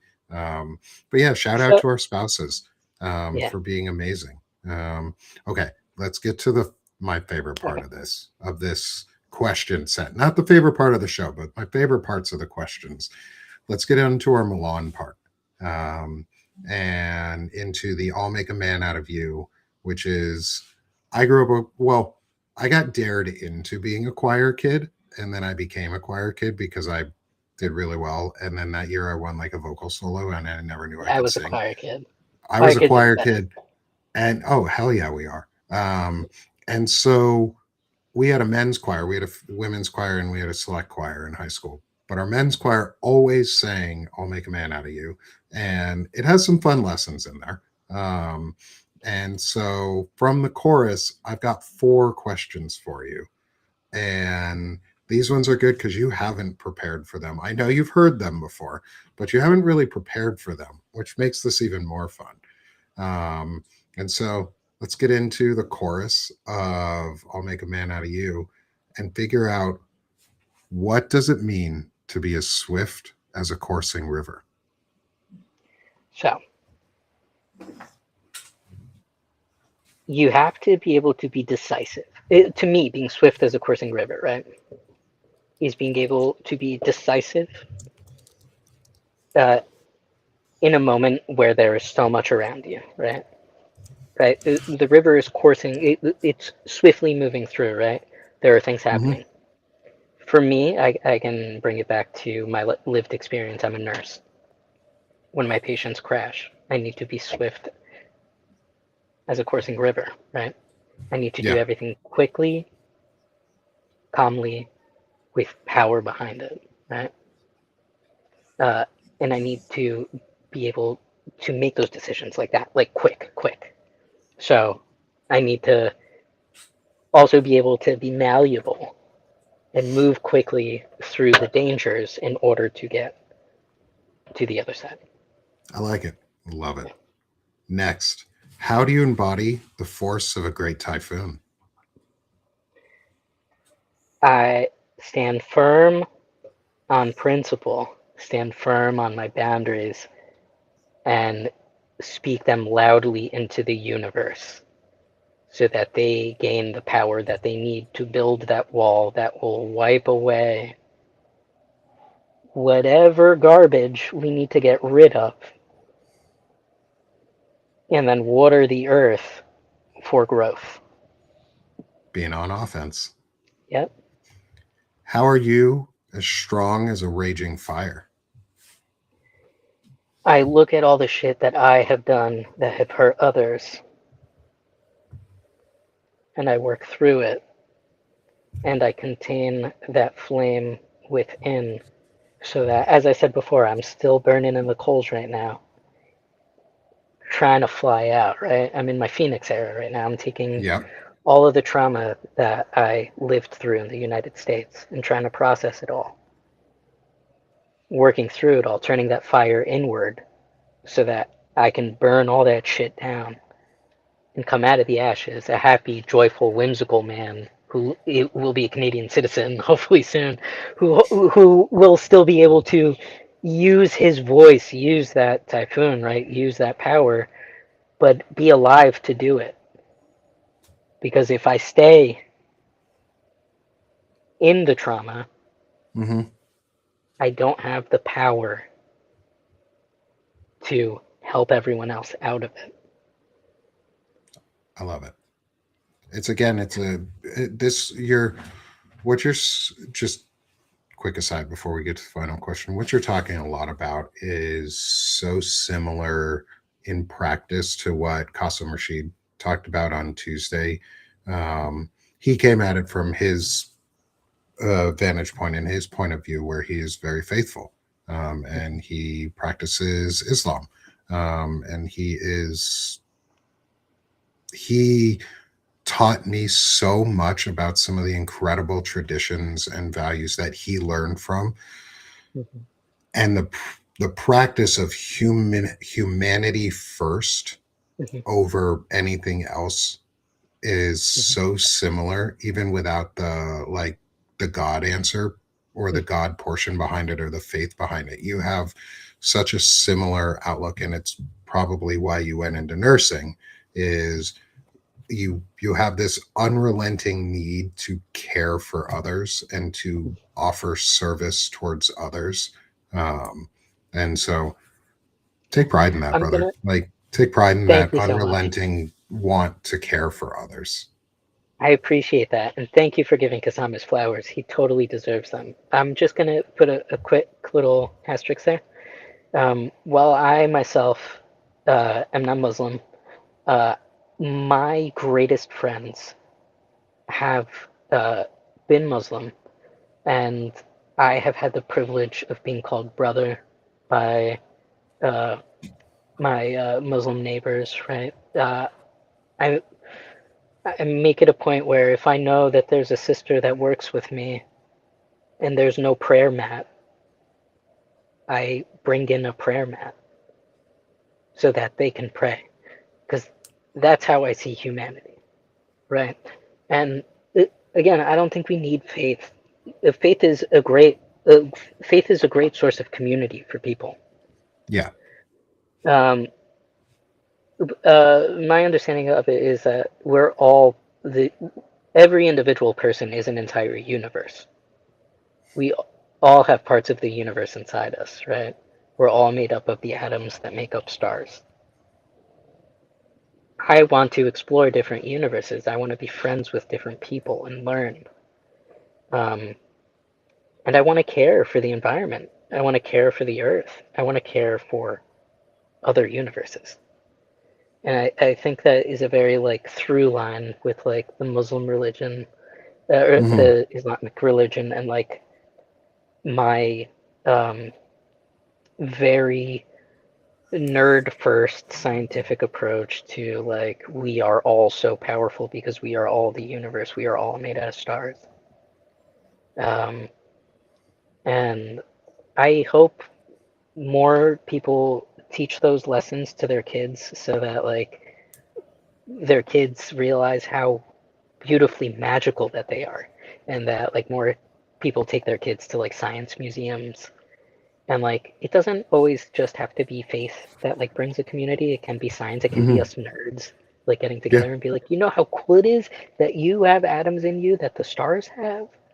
And like a lot of the men that like a lot of Muslim men that I see are also very much like into like learning of the sciences and the maths and stuff. So like that's where like we mesh really well, Hmm. because like it is a very basic understanding of life, which is every living being holds the same intrinsic value. There are no qualifiers. I I use that almost exact same example with my kids, is the star one. Yeah. Um, because it's true, we're made of stardust. Like, we are all children of the stars. Like, it, and it's a fun way to live thinking like that, because when you die, you'll return to the stars. Like, we are Mhm. made of stars. We will go back to being stars. And what I And we told some, had all this media that taught us this. That's the Lion King right there. yeah, yeah, that's Mr. Rogers. That's Yeah. Wishbone. That's Reading Yeah. Rainbow. Is these taught us all these stars? Yeah, and a bit of glitter here and there Yeah. with a glitter envelope to a senator or a congressman. Like, yeah, you never know. Um, who knows? Glitter is fun. Make sure it just like pops out in some fun, exciting ways. What I told someone one time. was shoot for the stars, because even if you miss, you'll be among giants. And so always aim for the greatness that you want to achieve within yourself. Aim for making yourself better, because even if you miss a little bit, you'll still be among the greats who made themselves better and learned and grew. And that's the important part. And so, with the idea of stars and space in mind, our final question: how are you as mysterious as the dark side of the moon? Oh, you never know what you're gonna get with me. I love it. Yeah, Straightforward. it's Love it. that's it. You never know what you're gonna get. You don't know how I'm gonna show up. Is it gonna be a suit and tie? Am I in overalls? Uh, am I crazy late? Am I way too early? Who knows? Hey, we're only a few hours late Am I today. working on art? Right? That's And really that's for pretty. y'all. You can have a Oh, that's little. beautiful. Yeah. Once it's done, I'll show the world. Oh, You never quite sweet. know Yes. with me. I am whimsical, I and like I love my whimsical. whimsy. Yeah. Whimsy is fun. Whimsy is Hmm. joy. You bring a lot of joy, Jack. You've Yeah. This has been really fun, even through the rougher parts of learning some of your history. You have brought a lot of joy to this discussion, and it's fun to get to talk to another millennial who we're on a very similar wavelength. Um, like we would be the ones finishing each other's sandwiches in those We would conversations. we would be Uh, finishing each other's sandwiches for sure. yeah, like Yeah. we would have gotten along great growing up, and I'm glad Yeah. we've met, and I'm glad that we've been able to have these experiences to become friends and get to know each other. Um, and I look forward to the day that we can come get you back in the States, even just to visit, Yeah. because maybe you don't need to live here anymore, but just to Yeah. visit and you feel safe. Like, and And you'd be able to get off a plane and I could give you a hug and you feel yeah. safe coming into Yeah. this space. And we go eat And tacos or some shit. dude, that's the goal right now. And like I think I forget, I'm pretty sure it was you that I messaged the other day. Um, but I had like just made burritos. I was having like an amazing like burrito dinner, I think it and my was husband me. and I like cracked open a couple beers. And I think I texted and I was like, I'm looking forward to like burritos and beers. Like I just want to like Hmm. cook for you. I Like, I want you want to to be have a playing good music in the barbecue. background. I want to party. Like I just want to have a good hang. I want to Yeah. have a good hang the way that like me and my cousins used to have like hours long hangs at like one of my aunts or uncle's houses, right? Hmm. I want that to be normal again, to us to be able to invite our friends over and be like, "Yo, come over Thursday night. We just have dinner and the fucking evening. And yeah, it's a work night, but who cares? Because we're Yeah. feeding you and we're hanging out. And what else are you gonna do? Sit at home alone?" Yeah. Yeah. Like, I So want to go, I want to invite you to a smoke out. Like, I do smoked meats. hell yeah, I'll brag on myself. I'm good as shit at that. I hell yeah. love me some smoked meats. But like, Right, that's what I I want invite is I people want to over be. for a peace pipe all the time. Yeah, Hey, nobody ever said no to peace pipes here. yeah, Um, and like the, I just think we, like you said, joy and whimsy, and this is this brings me a lot of hope moving forward, because we're so similar. yeah, Like that's the like what it boils down to into the end is Jack and I are men who are similar. Like there's no other qualifier that's needed on there. We're people who are very yeah, similar, and we both present as men.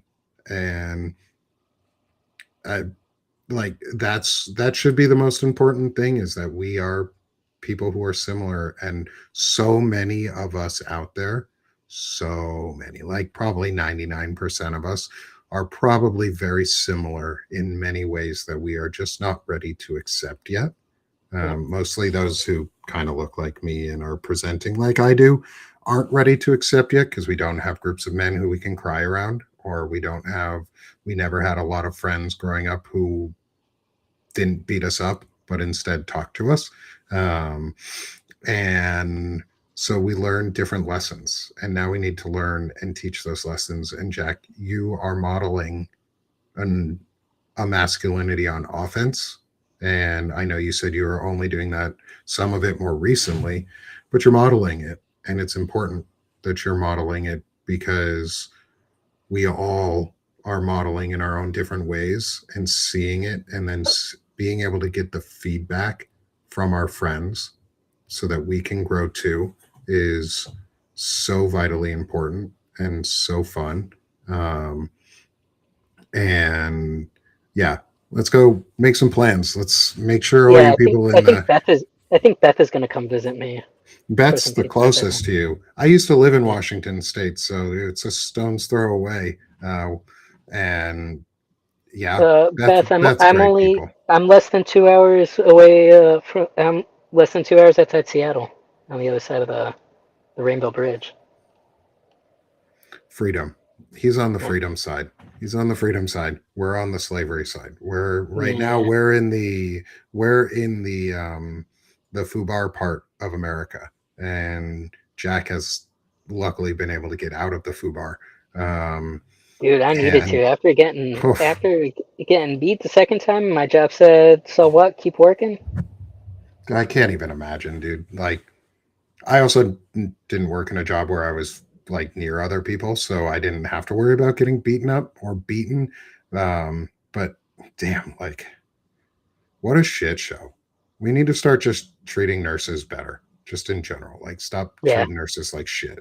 Um, Yep. I don't want to leave us on that though. On that note, I want to leave us on because we've this has been one of our longest discussions, and I'm so glad it has because it's just been 2 hours. You sort of didn't. I sort of didn't notice we went for 2 hours. And thank you for giving me that too. And I'm very I'm very Portuguese. I know that like I was born in the U.S. I'm first generation, but my husband has even complained at times about the Portuguese goodbye. What, the What's one the that takes Portuguese? 4 hours? Yeah, huh? So I'm It's very like the much a Jewish Portuguese goodbye. goodbye kind of boy. So thank you for allowing me all this time in the world. You're so welcome. I'm here for you, man. I'm here for y'all, and I'm here. So now you, if you can read it, Yep. find my way around. Now you know, so you could Now grow you for know, sure. so you can grow. You can order it on the Sick of This shop if you want. But that's part of this whole experience is now you know, so you can grow, so we can all grow because there is a way out of this shit, and it's okay if we grow out of it and we learn to move forward. And I'm glad we are connecting friends and making new friends in the chat because that's like half the fun of this is you guys like of the all the folks here, probably half of you, if not more, are here every single time. Like, if not more. Like I I can't see all the names that come in, but I'm pretty sure a majority of you are here every single show, and I appreciate you. I appreciate you for coming and listening to these discussions and helping us build this community into such a wonderful place. And those, for those of you who are not on Substack with us, who are here on either Twitch or YouTube, thanks for joining us. Like, awesome, love it, appreciate the support across the board and across all our platforms. And this is the final part where Jack, you get to promote yourself and talk about what you're doing here and where people can find you and how they can support you. And the floor is yours, my friend. Thank you so much. So I'm Jack. I'm over at Jack Safe Space. Um, it really is just like an amalgamation of like posts that you should read to be a well-rounded human. Um, I am not the one writing all of them because that is not my special skill. My special skill is being the human that I am and being like more people need to read this. So, if you're ever looking for something to read, you can come over to my page. There's no paywall because I'm not producing anything. Um, I'm just helping people get their work out there that really we need to know more about the world. We need to understand what's happening to the Cuban population. We need to understand what's happening to the queer population in the US. We need to be more educated adults less smooth brain, more ridges in our brains, please. We need to carve them out by reading. Uh, we don't want to look like a sloth. Their brain is just like a ball sack, smooth as shit. Um, so please, folks, just come over and read stuff that I've reposted. You don't have to agree with me. Just read it and formulate your own opinion. I love it. Thanks, Yeah, Jack. Thanks for so sure. much for joining me for this, having this very vulnerable and open conversation. And again, thanks to everyone in the audience who joined us for it. Whether you've been here since the beginning, whether you got here late, thank you. Thank you for being a part of this. Thank you for joining in on our discussion, being lively and respectful in the chat, and asking great questions and sharing your feedback. We Jack and I have been reading most of it. Jack's been commenting. I've been commenting. Like, thank you all so much for the love and support. You will be able to find a replay here posted soon. I'm going to take my time at a night personality profile and his is going to factor in again into more of our written articles and the long form series that's going to be following all of this as we continue the intelligent masculinity series in perpetuity, because it's really important. And this is just And one of the ways I'm showing. Yeah. if I could, quick plug, Nick. For anyone that does do work out there and would like to ask an actual trans person who has lived through trauma questions instead of just like opining about what we may or may not be experiencing or thinking, I'm available. Shoot me a message. I'm super welcoming. I'm putting this out there for whoever listens to this, whatever kind of work you do. If anyone does need, uh, I am a, I am okay outing myself as a trans man and okay sharing my experience as my individual experience, but better than just, you know, fighting for our rights without actually knowing what Mm-hmm. we need. I think sometimes is a little like scary for people. Yeah. So if like folks need to talk to me to realize like what we need, I'm here. Thank you for making that offer and being available. I think people are afraid sometimes to even ask because we're afraid that we may insult or, Yeah. and knowing that there is a space if you ask in truth and earnesty Mm-hmm. and not to be a dickhead, Yeah, I there's a space I am a available. safe space. The safe space is no physical location. I am it. It's okay. Folks can come to Yeah. me. I appreciate you, Jack. Thank For you. sure. Thank you for making such a wonderful offer for folks. And we talk back and forth anyways. Jack and I have become friends through all of this, and to me that's the most valuable part out of all of this, is making friends and being part of a community again, and a community that values each other and cares about each other. So again, Jack, just for you, but also for everyone else in the audience, thank you. Thank you. Thank you for being a part of my community too. Thank you for welcoming me into your lives. Um, and thank you for being a safe space with me back, For sure, dude. because I appreciate it. And I value these new friendships. Like, I was desperate to find friends, and I'm so glad that I have been able to do that. And I think so many more men just need to find a group of friends, and the whole world would be a lot fucking better. Like, Yep. find some friends that don't suck, and you'll be a better person. So, leaving you 100%. leaving you all on that wonderful note is find a good group of friends that you can cry with, dudes, bros, men. Find a good group of friends and let yourself be yourself, because we're done with being sick of this shit, and we're doing this shit here. So thanks Hell everyone. yeah. No Thanks, more Jack. poser behavior. For sure. Heck yeah. Take that Yeah. mask off and be a man. Damn right. Take that mask off and cry. Go be a Yeah. man. Go cry tonight. Go tell Yeah. somebody you love them. Go Go buy watch your, the Super Bowl halftime show. Go yeah. watch this year's Super Bowl halftime show and realize that like some of the lyrics that were sung said, I should have taken more photos when you were with me. And then look at the people who are dancing. It's not romantic relationships, right? One of the Mhm. overarching messages in that Super Bowl performance is I should have given you more hugs and kisses when you were with me. I should have taken more photos when you were with me.